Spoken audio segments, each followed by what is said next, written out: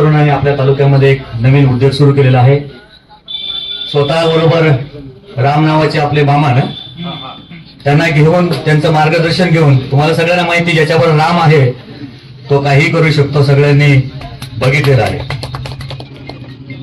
खर तर आताच अनेक श्रोत्यांनी सांगितलं की इथून पुढे माणूस जीवनामध्ये कशासाठी स्ट्रगल करणार आहे. स्वच्छ पाणी, स्वच्छ हवा आणि चांगलं अन्न. त्यामुळे यांनी हा जो व्यवसाय निवडलेला आहे हा अत्यंत चांगला निवडलेला आहे. स्वच्छ अन्न, चांगलं अन्न. आताच प्रवीण दादा सांगत होते की आपल्याला स्वच्छ अन्न म्हणजे फक्त स्वच्छ अन्न नव्हे तर त्या अन्नामध्ये काही मिलावट नसायला पाहिजे. दुसरी गोष्ट, यांनी जो उद्योग निवडलेला आहे तो हा ग्रामीण भागातल्या लोकांना पूरक असा उद्योग आहे. यांच्या उद्योगाला लागणारा कच्चा माल हा शेतकऱ्यांकडून येणार आहे.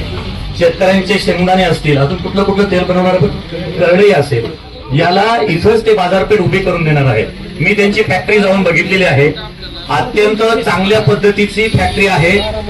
अत्यंत सुंदररित्या त्यांनी मोठ्या कंपनीच्या ब्रँडेड मशिनरी घेतलेल्या आहेत. तिथं तेल पॅक करत असताना मी बघितलेलं आहे, तेल पॅकिंग करत असताना तेलाला हात अजिबात लागला जात नाही. इतकं सुंदर पॅकिंग, इतकं चांगलं हायजेनिक पॅकिंग ते करतात.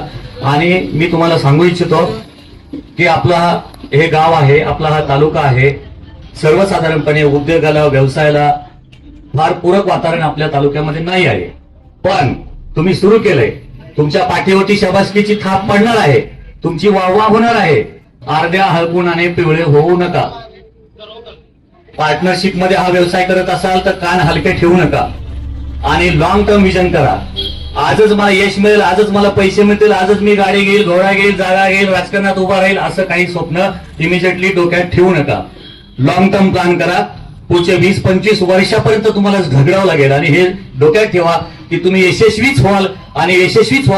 मी माझ्या कंपनीच्या वतीने, माझ्या कुटुंबाच्या वतीने आणि माझ्या पिंपवडी गावाच्या वतीने आपल्याला शुभेच्छा देतो आणि तुम्हाला एक शब्द देतो, जर तुम्ही ह्या प्रोडक्टला एक्सपोर्ट करायचा विचार केला असेल आणि करत असाल भविष्यामध्ये, तर त्या एक्सपोर्ट हाऊसचं रजिस्ट्रेशन असेल, ते एक्सपोर्ट करण्याचं काम असेल, आपले प्रोडक्ट सर्वसाधारणपणे इंडियाच्या दुबईमध्ये सगळ्यात जास्त कंझ्युम केले जातात, तिथे आपण एक्सपोर्ट करू शकतो.